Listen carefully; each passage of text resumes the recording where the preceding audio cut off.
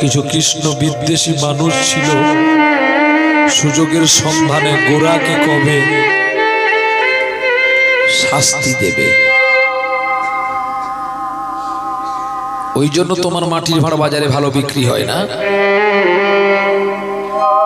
প্রতিদিন লোকের বাড়ির ছেলেকে কেটে তার রক্ত দিয়ে রাঙা করো মাটি। না, চুপ করো। আজ তাই কোন বাড়ির সন্তান পাওনি বলে নিজের ছেলেকে,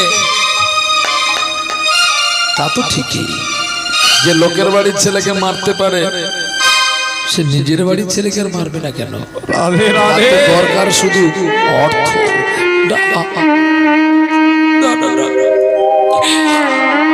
একথা বলো না গো,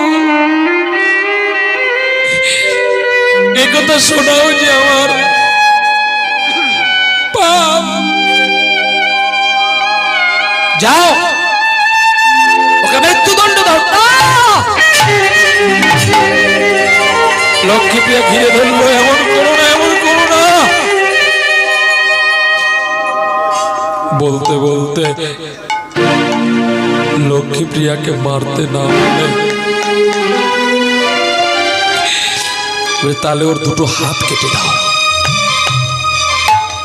ও যাতে আর কোনোদিন না মাটির ভাড় বাজারে বিক্রি করতে পারে।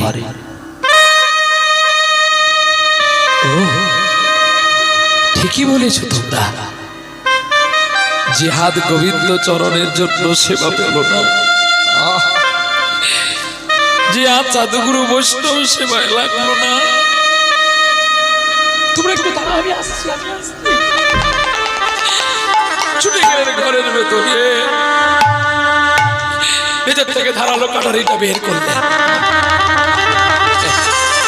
জিহাদ গোবিন্দ পুজোর জন্য চাইলাম, যখন পেলাম না, একে রেখে কি হবে?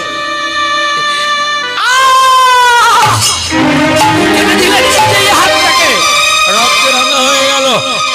লক্ষ্মীপ্রিয়া কাপড় দিয়ে বেঁধে জড়িয়ে ধরেছে। কি করল লক্ষ্মীপ্রিয়া? অসহ্য যন্ত্রণা পারবে? তুমি আমার সতী নারী, লোকে কেন আমার হাতটা কেটে দেবে? তুমি কেটে দাও না।